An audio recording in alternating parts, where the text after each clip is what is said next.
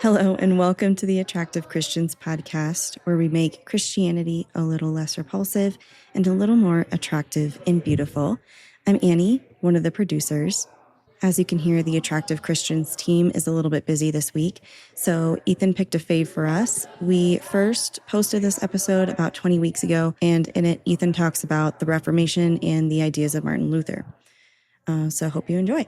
Also, make sure that you like, rate, and subscribe to the podcast wherever you like to listen. Follow us on all the socials. And if you want to connect with us, send us a DM, or you can always Gmail us at attractivechristians@gmail.com. I don't miss you anymore.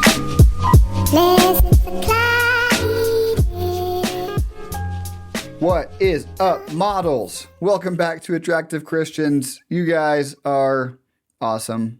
You're so attractive. I'm so glad you're here and we get to do this together. Let me tell you a little story. So I'm kind of jumping in here with doors open as well as some crowd surfing because we got an email from our pal, Big Al, Alan Black. He said, "Yo, great episode this week. Had me cracking up. The couple times when you would be completely silent and then burp and then no transitions had me cracking, rolling, LOL." So I was like, wait a minute. That's not supposed to happen. We're supposed to have transitions and not burps. But instead we had burps and no transitions. And so I texted Annie, our attractive producer and editor, and I said, "Annie, did we upload the wrong file this week?" And she was like, "Oh, crap." So then we uploaded the right one. So if you heard last week's episode and you were like, wait, why is Ethan burping so much? And why are there no transitions? That's because we uploaded the wrong file, the unedited one. So you heard the raw, uncut version of that episode. However, if you missed it, now the right one is up. So you'll never get to hear it. I'm sorry. But now you also know what Annie has to deal with every single week, listening to me. And for some reason, when I talk by myself so much, it just works up so many burps in me. I don't know why. It's just like the air comes up. And Annie has to deal with that every single week. So big shout out to her for putting up with that. And hopefully we got the right episode up now, or the right file. And hopefully it wasn't too gross for you guys. Also, shout out to Mark, our producer, who posts this stuff and makes it public, and he's also the reason you're listening to this now. So if you're like, what is up with that episode? That's what. And now the right one is up. So, yeah. Anyways, I'll finish Alan's email right now. He said, "One of my favorite books is The Great Divorce by C.S. Lewis. If I remember right, you like that book too, Ethan. I was curious what your thoughts are. What are things we should take away from that concerning heaven and concerning hell? Or how this calls us to live on this side of heaven? And what are some things to not take so seriously in the book? If you haven't read the book, then you should one day, lol. But if you have, I'd love to hear your thoughts. Have a great weekend. Thanks, Big Al." So thanks for sending that, Big Al. You're the reason that we found out about the mistake. So thanks for that. And to your question, yes, The Great Divorce is one of my favorite books of all time. The first time I read it, I was going through and having like an epiphany, like every third page. I was like, what the heck? There's no way. This is insane. If you don't know, okay, well, let me preface it with this. Every time somebody told me about the plot of The Great Divorce prior to me reading it, I was always like, that doesn't sound that interesting. And then I read it and my mind was blown. And I said, oh my gosh, this is the most mind-blowing book I've ever read. So preface it with that and then say it's about a group of people who are either in hell or purgatory, the gray place, and they kind of all get on a bus and the bus goes up into the air. And it like expands and grows and grows and grows. And suddenly they're in heaven, or a pre-heavenly waiting room type of place, which is a mountains, like the stream, outside field type of beautiful place. And it turns out everything in hell was just inside one little crack in the ground of heaven. And there's so many lines in the book that just send shivers down my spine every time I read it. And I'm like, oh, it's so good. Like the poet George MacDonald, I think it is. He says, yeah, you're right when you say that hell is a state of mind. But heaven, on the other hand, is not. Heaven is everything that's real. And I'm like, oh, it's so good. And a lot of the book plays out in conversations between people. And another one of my favorites is this like sophisticated guy from hell. He's like trying to question everything and look sophisticated and sound smart. Not that I would ever do that. But he's like, what is this place? We have to ask all these questions. We have to be sophisticated and take a proper scientific method to this and blah, blah, blah. And one of the heavenly people stops him eventually and is like, well, you're wrong because you haven't come to the place of questions, but the place of answers. And it's just like, oh, it's so good. There's so many good lines in it. Lewis prefaces the book by saying, if I remember right, this is all from memory, Al, so don't quote me on any of this. But he says that this is a work of fiction. And it's not meant to be taken seriously or literally, like this is what heaven is like, this is what hell is like. On the same token, Jesus does the same thing. He tells parables about heaven and hell and doesn't say that this is literally what heaven and hell are like. So how far do you take those parables Jesus says? Like, for example, one people quote a lot is the parable of Lazarus and the rich man, when there's a big chasm between them in the afterlife and Lazarus is gathered up to Abraham's bosom. You have to say, first off, what the heck is Abraham's bosom? It doesn't say heaven. It says Abraham's bosom. So that should be your first little note, like, hey, look into that more. Don't just say, this is what heaven's like, which is what so many people do. It drives me nuts. And it's making a bigger statement, in my opinion, about wealth and poverty. How Lazarus is named. He's known by God, but the rich man is never named, which is really interesting. Anyways, I digress. So this is meant to just be a parable about maybe what heaven and hell could be like. And that's a really good question, Al, about how does it impact us in this life, on this side of death? Because I think we have to ask that question a lot. I think a lot of Jesus' parables or metaphors or statements, we often think, oh, he's just talking about hell here. When in reality, he could actually be telling us or giving us some guidance on how to live in this life. For example, Gehenna was the trash heap outside of Jerusalem. Gehenna is often translated as hell in our English Bibles. And so in Gehenna, in the actual place, there were like fires that never went out. They were always burning stuff. There were probably a lot of worms if it's a trash heap. And the fire is always burning there night and day.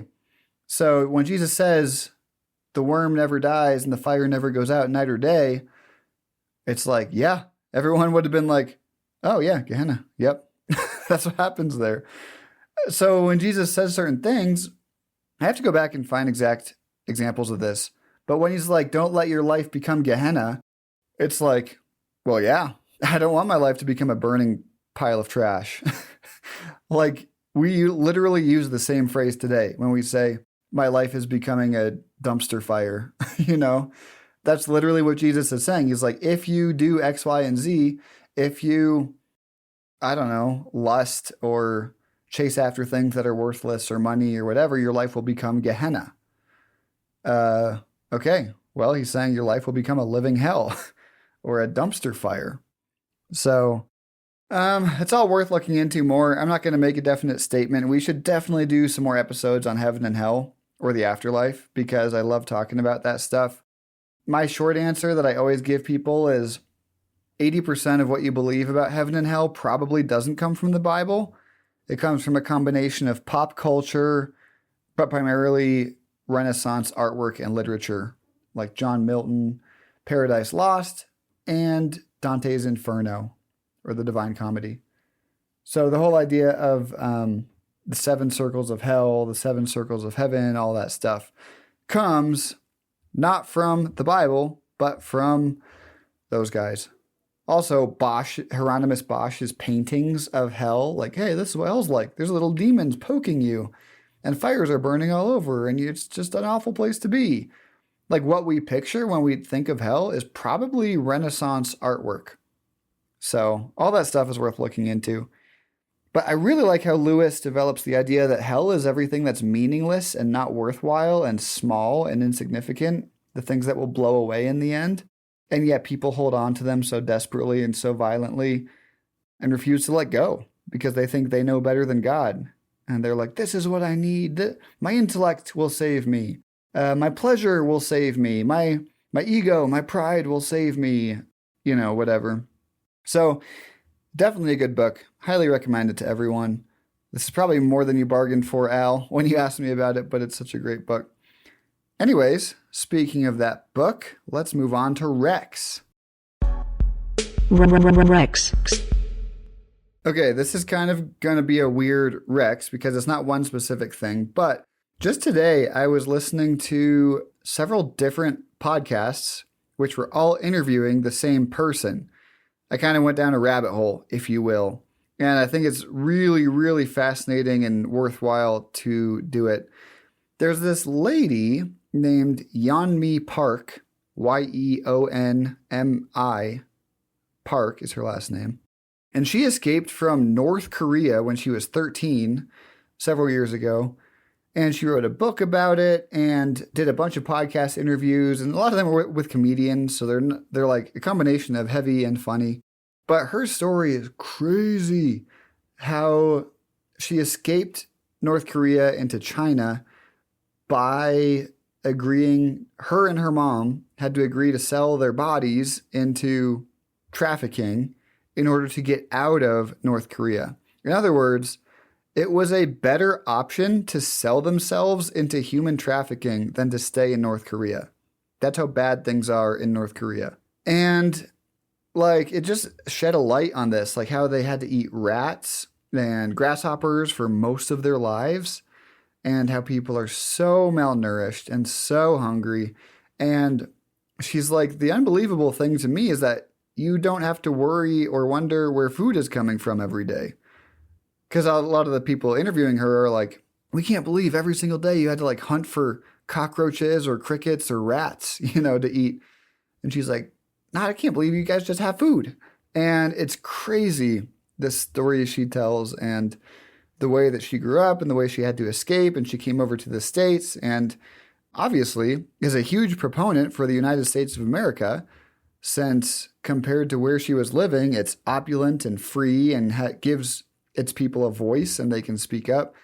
And she was talking about the crazy stuff that they believed about the Kims, Kim Jong-un, Kim Jong-il. Like how one interesting thing was that their calendar starts on one of the first Kim Jong's birthdays is where their calendar starts. Ours starts around the time Jesus is born. Theirs starts around the time the first Kim in the dynasty is born. I can't remember when it was. But so they're in the double digits of their years. It's year 46. And they rewrote the Bible, but replaced all the deific or divine things like Jesus and God with the Kims. It's crazy. And they have to read this stuff all the time that says who's the current one? I can't remember if it's Il or Kim Jong-un. Is Un the current one? I don't remember. But they put out all these statements constantly, like Kim Jong-un played 18 holes of golf and got 11 holes in one. Or Kim Jong-un, I can't remember the other one she said. They were crazy. He drinks 13 bottles of wine before bed every night to relax himself. Or Kim Jong-un, what was it? He invented basketball. And all this crazy stuff that they get told, and they just have to believe it. And they don't know that there are other versions of the truth, which are actually true. They don't know what a map of the world looks like. They don't know that they're in Asia. They don't know all this stuff. They only know what they're told to know or to believe. So it's crazy. Honestly, it prompted me to pray for the people of North Korea, because I was like, this is next level. And the fact that this exists in on our planet right now, the same planet you're on right now, and that I'm on, I was like, there's no way. I have so much food and they have none. And what the heck? How can this possibly be real? That they're so mistreated by their own government and leaders. So pray for the people of North Korea, and you can pray the imprecatory psalms over the Kim dynasty and all the leaders of that country. If you don't know what an imprecatory psalm is, I recently tattooed one on me from Psalm 3, verse 7. It says, break the teeth of the wicked. I tattooed it on me for a couple reasons. One, because I think that the imprecatory psalms are often confusing for people. Like, what do we do with them? Why would I pray destruction over someone?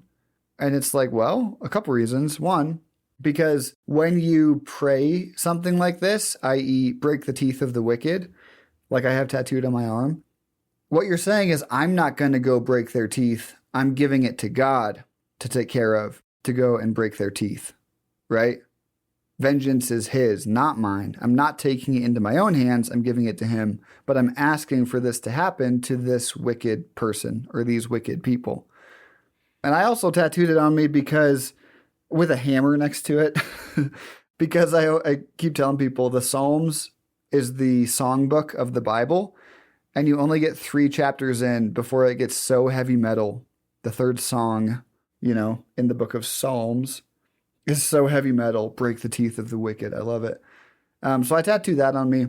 And because I think that it's right and it's appropriate when there is true evil in the world like that, like ISIS, like other, the typical book of evil people. I think it is right to say, God, this is unjust, and we need you to do justice here. And that means doing away with the wickedness, these people that have chosen opulence and wealth at the high cost of injustice and violence and oppression of their people. Because there are people, I think, that the world would be better off with if they were dead, right? Putin might be one of these, but definitely the Kims in North Korea. They have chosen how they want to live and how they want to lead and how they want to treat their own people. And the Bible makes it clear that God judges the leaders of nations. And I think that we should pray for God to judge the leaders of that nation and to free the poor people, poor is such an understatement, of North Korea, the oppressed, the violently malnourished people of North Korea. It's so sad. Anyway, that was a rant. But pray the imprecatory psalms over the Kims and pray for deliverance and healing and justice for all the oppressed North Koreans. It's a sad thing. And Yeonmi Park has a crazy story. So check out, you can just Google her on Spotify or podcasts and listen to some interviews with her. She went to college here in the States, and she's very smart and very well educated and well spoken. So check that out. And now it's time for the meat. Meat. So as I often do this semester, this meat section is going to kind of just be a bird's eye view of some of the stuff I learned today in my class at seminary. And today's lesson was kind of a deep dive into the person of Martin Luther, not to be confused with Martin Luther King Jr., but Martin Luther, the reformer from the 1500s, born in the late 1400s. So kind of a couple of my big takeaways from this. So let me just set the scene.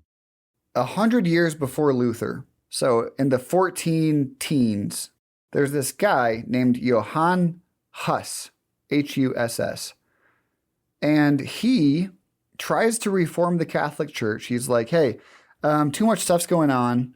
The Pope has too much power. Indulgences aren't right.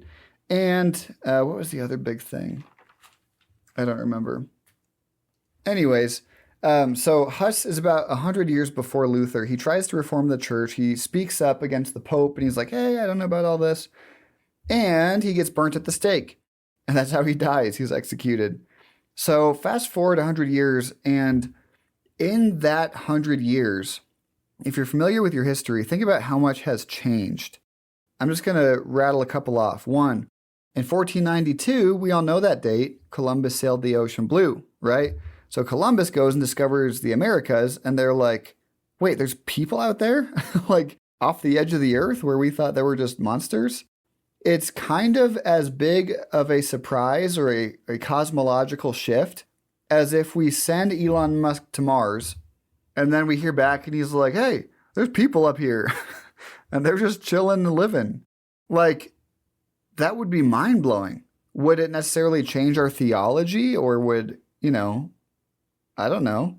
Probably not, but it would just be mind blowing. You're like, everything I thought I knew, but now there's humans who have been living on Mars this whole time. Think about that. And now put yourself in the place of a European in the 1400s, and you hear about this and you're like, what?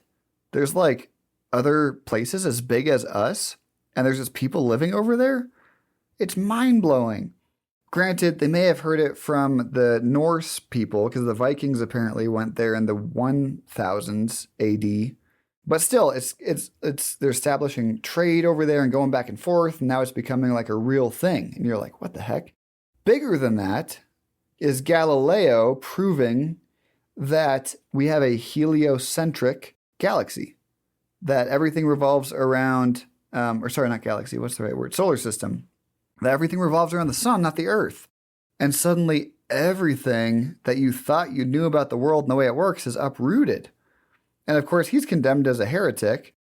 And it kind of calls into question some of the stuff in the Bible, like Genesis, when it says God placed two lights in the sky. And it's like, yeah, those two lights move around the sky, the sun and the moon, not us. We don't move around them, obviously.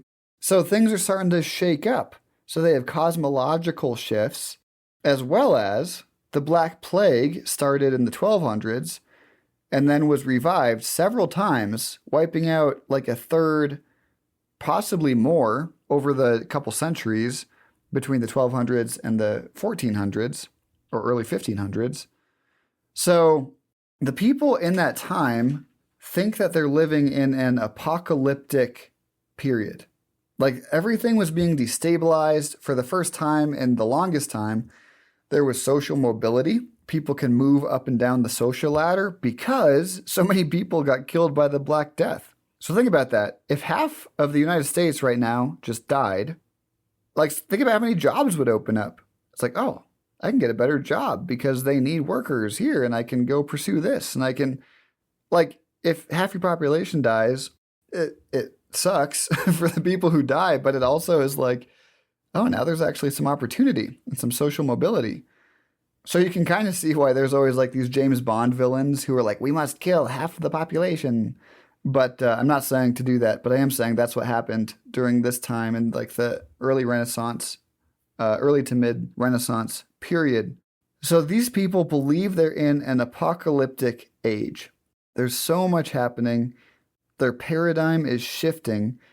There's also scientific advancements.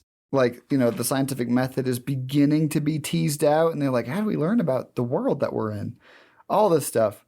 As well as the feudalism, the feudal system is starting to collapse. And peasants are like, why do we have to live under these dudes? Like, what makes them better than us? So there's all this stuff. So in the 100 years between Huss and Luther, they've kind of gone from, yeah, this is how things have always kind of been. We have our feudal system, we have the peasants, we have whatever, to everything is shifting. What is this world that we're living on? This doesn't make any sense. God's about to come and wipe us all out. The apocalypse is near, right? So that is kind of the groundwork or the setting out of which the Reformation emerges. So Luther, he kind of comes out and he starts saying this stuff. And he's like, yeah, look, we've been doing this all wrong. We've gotten it wrong. Look what the Bible actually teaches when it comes to things like justification. This whole Pope idea is kind of made up. It's not in the Bible, and so on and so on. And so people are actually listening now, people who didn't listen to Huss. And there's one other thing to know, or one other major thing that set Luther apart from Huss, is that Luther kind of had the backing of a prince. I forget his name off the top of my head, but there was a prince who kind of became his patron or his sponsor. And with the backing of this prince, Luther couldn't just be scooped up and killed or burnt at the stake, because it's like, oh, no, look, he actually has noble backing. And one thing that we learned today is a lot of the reformers had the support of these local princes because The princes, basically the reformers and the princes had a mutual interest, which is reduce the power of the Catholic Church. If you reduce the influence of the Catholic Church, the princes can get more power and dominion over the people. And the reformers, of course, are like, well, we have to change the Catholic Church. So they're kind of, their interests aligned for that period. So Luther has this backing from this prince who saves him from being killed at least once. And of course, the Reformation takes off. Oh, one other big important thing I forgot to mention. What else happens in the 1400s? The printing press. So the speed at which information can be disseminated has suddenly skyrocketed. You don't have to copy everything letter by hand, but now you can just like set things into the, the blocks into the press and just like crank out 100 of them right in a row. Like it's just that easy. So according to legend, I'd say it's pretty historical. The 95 Theses by Luther were the first thing to go viral in history because within a couple months, everyone in Europe had a copy or had read a copy of the 95 Theses. The Theses, if you're not familiar, October 31st, which we call Halloween Day, but to some people it's Reformation Day, October 31st, 1517, Luther sticks the 95 Theses to the bulletin board on the door of, what castle or what church was it? I forgot what castle it was. But his castle, or this castle in Germany. And some people think that this was a big dramatic thing. And one thing that we went over today is that it wasn't like a big, like pounding the nail into the door. Like literally that's where everyone hung their stuff. It's like, hey, we have a potluck next Thursday. You hang your note there. And Luther goes and puts his note up there. And so his note is up on the bulletin board, but when everyone starts to read it, they're like, wait, yeah, we agree with this. That the goal of the Christian life is not to do penance, but to live in repentance, which is the first thesis. Meaning our goal isn't to atone for ourselves. Our goal is to transform our lives to look more like Christ as we're filled with the Holy Spirit. So it kind of spreads and it's like, yeah, the Pope has too much power and you can't sell indulgences because they're just profiting off of us. Apparently, much of the Basilica, St. Peter's Basilica in the Vatican, was funded by the sales of indulgences. Just think about how crazy that is. To see this beautiful, opulent building and think, yeah, they built that because I wanted to get my aunt out of purgatory, and they took my money. Think about how crazy that is and how corrupt and unjust that is. So something had to change. And it's important to note, too, that the reformers weren't trying to destroy the Catholic Church and start something new. They were authentically trying to reform the Catholic Church. And they said, like, this is how the church has to change. Let's change the church. But that attitude, at least for Luther, only lasts like 4 years because they've tried to kill him so many times and then they excommunicate him. And he's like, okay, cool, whatever. I guess I'm not a Catholic anymore. And from then on, it kind of becomes its own thing. And then he has Lutheran followers and thus the birth of the Lutheran Church. And so it's been interesting kind of going through this more in depth to learn, like, let's see, what were some of my big takeaways? Like how Luther, he was not a systematic theologian. Luther never put down a systematic theology, meaning he never wrote, here's how everything works in my system of theology. God is like this. The Trinity is like this. Humans are like this. Atonement works like this. He never just wrote it all out directly. He would kind of do like essays or blog posts, like on Christian freedom, stuff like that. Or here's what I think about justification by faith alone. And that kind of becomes the way by which he operates and interprets the entire Bible. Is how do we understand the entire Bible through this lens of justification by faith and grace alone? So he kind of returns people to reading the Bible as opposed to just trusting what their bishops or priests tell them. If you're a bishop or priest who likes the money you get, then you don't like that, right? So that's one of the reasons they try to shut him down and excommunicate him and all that stuff. Another thing he wants to do is return some of the, what do you say? Not the power, the participation. He wants to return the participation of the church or in church to the laity. In other words, he doesn't just want to see like the priests and bishops standing up there talking down to the people and they're the ones doing everything. And they're doing it in Latin, which the people don't speak anymore. And then they're singing songs with the choirs that the people can't sing along to, partly because of the language, partly because of the way the songs are written. It'd be like going to the opera and trying to sing along. And so Luther says, let's have the laity, the congregation, participate in church. Let's speak it in a language that they can understand, which, by the way, that's what Huss wanted.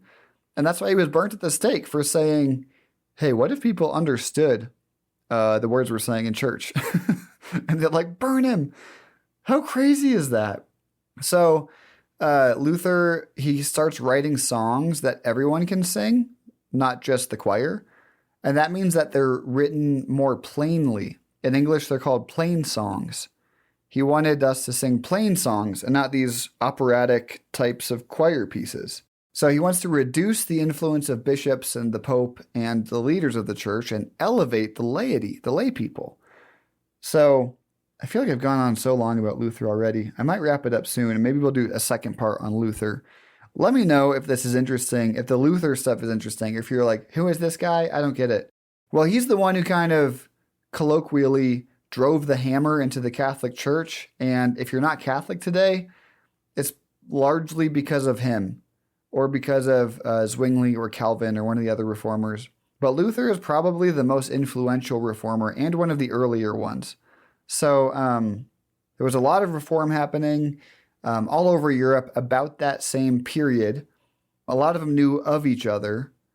Some of them communicated. But yeah, there isn't just one Reformation, like, oh yeah, the Reformation. It's like the German Reformation or the Swiss or the French or the, what was Zwingli? Where was he? I don't remember. All these different reformers like doing different things, having different ideas and thoughts in response to slightly different churches and church cultures where they are. So it's interesting stuff. Way too much to cover in a half-hour podcast. But yeah, let me know if this is interesting. I only got through like the first page of my notes from today. If you liked the Luther stuff, let me know. And we can do more Reformation stuff, dive into that history and theology a bit more. Thanks for sticking with me, despite last week's episode being a little bit rough. Hopefully this one's better. You guys are awesome. Stay attractive. Please email me at attractivechristians@gmail.com. I'd love to hear from you. See how you're doing. See what you want to hear about. Yeah. Thanks, Attractives. Thanks to Annie and Mark. And this is Ethan Renault. I love you guys. Bye. I don't miss you anymore.